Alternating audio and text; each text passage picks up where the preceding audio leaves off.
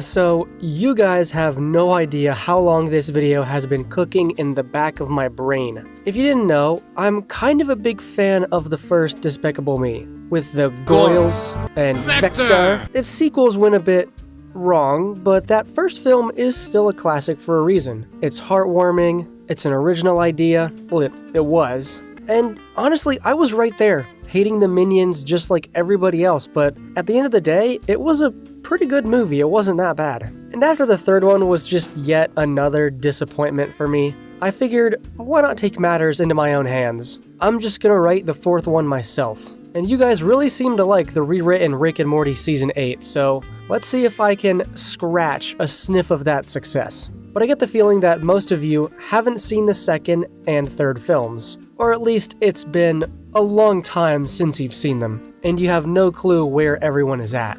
Honestly, can't blame you. Basically, at the end of the third movie, Gru's brother Drew has sort of rejoined the family, but he hasn't completely left his life of evil. He's sort of in the middle. I actually do like that for his character.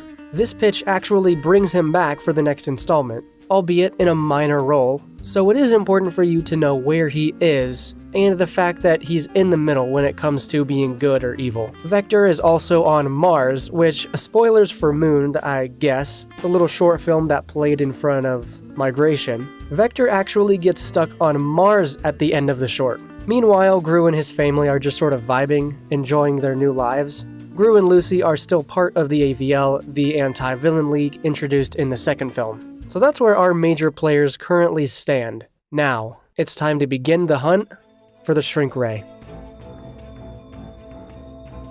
Our film opens with Vector on Mars. He's pretty much given up trying to get off the planet, and he's just accepted that he's just kinda stuck there. Suddenly, he gets wily coyoted by a Martian UFO. Because why not? We need more slapstick. We need to beat this guy up more. Nonetheless, this gives him an idea, and he hijacks one to fly it back to Earth. Meanwhile, the AVL is scanning the sea for a missing weapon, the Shrink Ray. So, if you remember from the first film, Gru brings the ray back with him from the moon after he shrinks it, but you never see him with it on Earth again. We see it in the ship in this shot, and I believe that's the last we see or hear of the thing. It just kind of vanishes after this. So in this new film, we will retcon the fact that Gru actually lost it flying over the ocean while the ship was burning up in the atmosphere. Shrinking the moon had worldwide ripple effects, and a lot of powerful organizations want to get their hands on it. The AVL wants to get their hands on it to prevent anyone else from getting it. Sort of like the Tesseract situation with S.H.I.E.L.D. in the Avengers. So the AVL is scanning the ocean floor when they suddenly hear a few faint beeps on the monitor. They finally found it. They send a recovery team in a submersible, and they successfully recover the ray. But when they get to the surface, they find their entire ship is destroyed. Waiting in the wings is a massive submarine. And they steal the Shrink Ray back. Boom. Dramatic title card. So Gru is out here living his best life. He's got a family, he's reconnected with his brother, and he's completely enveloped in his new life of heroism, fighting against the villainous world he was once a part of. He and Lucy are at a new meeting with the AVL, and they've just suffered a devastating loss. One of their ships was completely blown up looking for the Shrink Ray, and it looks like a new, unrecognized villain organization has gotten their hands on it. And they've decided to call in Gru for this mission since he's the one who first successfully used the Shrink Ray. He could help them get it back. But there's another problem. They ran some tests on the wreckage of their ship, and it seems the Shrink Ray had a strange effect on some of their equipment. They bring out, I don't know, this massive piece of debris, maybe some giant-ass steering wheel, way bigger than normal. It seems that being near deep-sea vents has caused the Shrink Ray to reverse polarity, permanently, and now it grows things instead. Yeah, this could be even more dangerous than a Shrink Ray, a reverse Shrink Ray, a growing ray. So Gru goes home while the AVL is making preparations to go on this mission. Across town, Vector crashes his spacecraft into his old hideout. It looks like it's been abandoned for a long time. Not even his dad has come by to check on him. Which is kind of sad for a moment, but he doesn't think anything of it. The next day, we see Gru on a solo mission to steal back the Shrink Ray. They've detected its energy signature, or quantum whatever, at a stronghold in the Arctic Sea, and he's arrived there alone. He's about to start his heist when he's interrupted by Vector rolling up to the front door, buzzing the button trying to get in.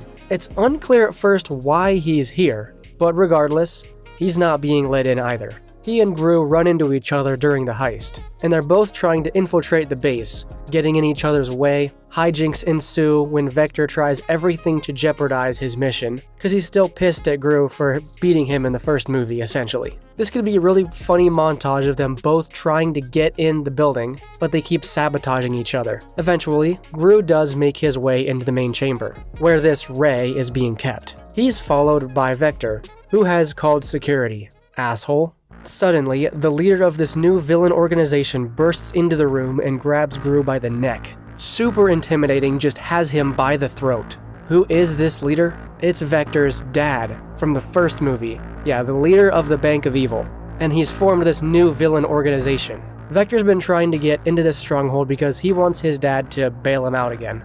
After all, he is the son of a banker, and he thinks that everything's just going to go back to normal and his dad will give him whatever he wants. He's expecting his father to be overjoyed to see him, because after all, he almost just died on the moon. He takes one look at his son and tells him he's worthless. He doesn't care about him, and he never did. Vector in this moment is completely crushed and just gives up. It's a very human moment, and it's one that needs to happen for Vector's character.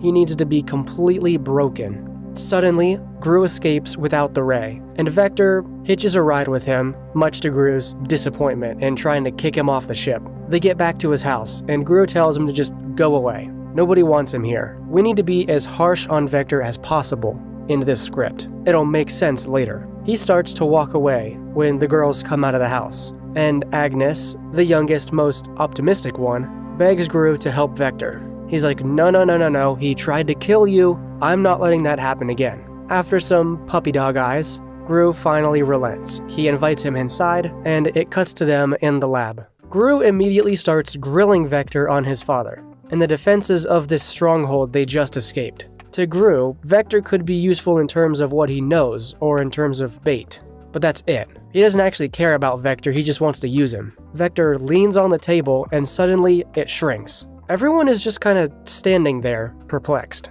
Gru realizes Vector has some residual shrinking powers, since he was on the moon when it regrew. Sometimes, when Vector touches something, it shrinks for a brief period of time. Now, Gru sees some real value in him. Selfishly, of course, but it has the potential to change. So Gru wants this new growing ray, and Vector wants to prove himself evil to his father. So now, they have a mutual goal of wanting to steal this ray. Cue another montage of them begrudgingly teaming up, trying to re-infiltrate this facility. Hijinks ensue as they find it difficult to work together, and everything Vector touches shrinks, which keeps sabotaging the heist. After just a bunch of defeats, Vector meets Drew, Gru's brother. They do some low-grade criminal shenanigans together, and it reminds Vector of how good doing evil can feel. Vector isn't at all redeemed or anything at this point, but he's starting to sort of question who he wants to be. Hanging out with Drew has been more fun, though, and he's starting to really be pulled back to the villain side. They try to engage part of his father's growing army, and they put a huge target on their backs. Maybe they try and infiltrate the same facility, or maybe they mess around with part of this army. They escape back to the house, but they accidentally lead part of his army back with them. Suddenly, Gru's house is destroyed by this league and this army, and Vector feels partially responsible for this. The destroying of Gru's house has separated Vector and Agnes from the rest of the family. Vector does an actually good thing and takes care of her for a little bit while they're separated from everybody else. He's getting used to his new shrinking powers that he has, and he uses them to defend Agnes from being captured. We have a real moment where Vector is feeling good, actually doing something good, and the stakes are high. Like, his dad is ready to kill this little girl just because she got in his way. It's here where Vector learns a lot about being good and how good it can feel. And at this point, there would normally be some cliche second act breakup between Gru and Vector, who were just starting to get along. Like, you destroyed my house, you put my kid in danger, and it's all sad because we know Vector is starting to change. But we're not going to do that. Instead, Vector leaves to take on his own father before Gru has a chance to even speak to him. Using his powers successfully for once has made him feel invincible, like a little kid, which he basically is. and he wants to take him on himself. Throughout the whole movie, we've seen that his father has been amassing this army of giant soldiers, and Vector lands on one of the airships that they're going to use to take over the world. He uses his powers to get in, and he actually gets his hands on the ray for a minute. But before he can leave with it, his father comes in the room and just absolutely kicks his ass. He also gets his ass kicked emotionally when his dad tells him that it's his fault. He almost got the only people who still care about him killed, and that he's once again worthless to him. This is his lowest point. He did all this work to prove himself to his father, and it's clear that he just doesn't care about him. Since Vector touched the growing ray, he loses his shrinking powers, and he's ejected from the ship by his father. Literally. He is literally thrown through the window and lands in the Arctic Ocean. Things can't get worse for him, and he's literally dying. This can be as dark or as lighthearted as we want it to be, but it should be a little more serious because he just got completely broken down. Dr. Nefario finds him and brings him back to the lab underneath the destroyed house. Gru is left alone with Vector, and they have this very touching heart-to-heart scene. Gru knows and remembers what it's like to be completely rejected by a parent, and it's actually what started him on his own path to becoming a villain. Gru doesn't want Vector to repeat his mistakes, and acting as a pseudo-father figure for him encourages him to get up and they can take on his dad together. But Vector is at his lowest point. His powers are gone and he has nothing. After some more heart-to-heart and opening up and understanding, Vector learns that he doesn't have to go through all of this alone. And that's why he was never able to succeed as a villain. He was always alone.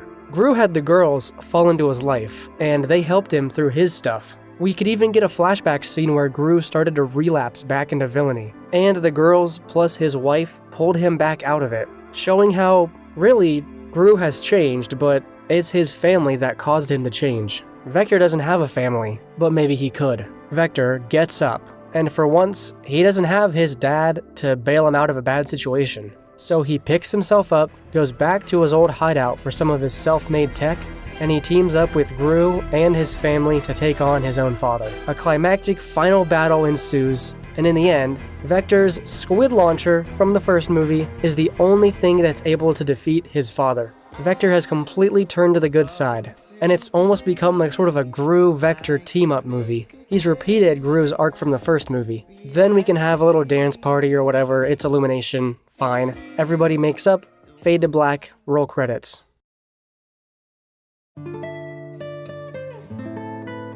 So that was a lot that I just threw at you. Let me explain some of my rationale for the story beats. First, I wanted to bring back a lot of the really good elements from the first movie. You have the awesome MacGuffin device that was the shrink ray, Vector's intimidating father leading the bank of evil, and a look into this wider world of villainy. Make the villains actually threatening again. I also really loved Gru's original character arc of having the girls melt his cold, cold heart, and I think it's the main reason why the emotional core of the first installment is so strong. We don't really see the shrink ray since the ending of the first movie, so I wanted this one to be kickstarted with this badass scene where Vector's dad steals it back. Now technically, if Minion Mayhem is considered canon, then the shrink ray might just be a decoration at Gru's house, but that's kinda boring. I think the retcon of it falling into the ocean could work. My base idea has a lot of potential to be fleshed out further. You'll notice I don't have a lot of action scenes planned out. There's a lot of stuff you can put in the second act that wouldn't inflate it too much.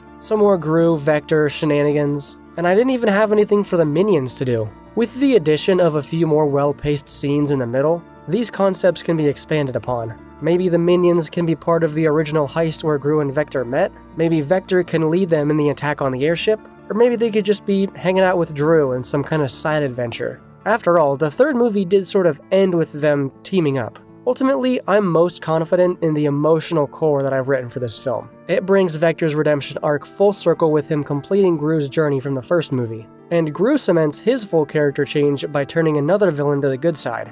Vector gets a positive father figure, and with the scene where he's protecting Agnes, the girls get something to do in the movie as well. And that's why I think this idea could really work.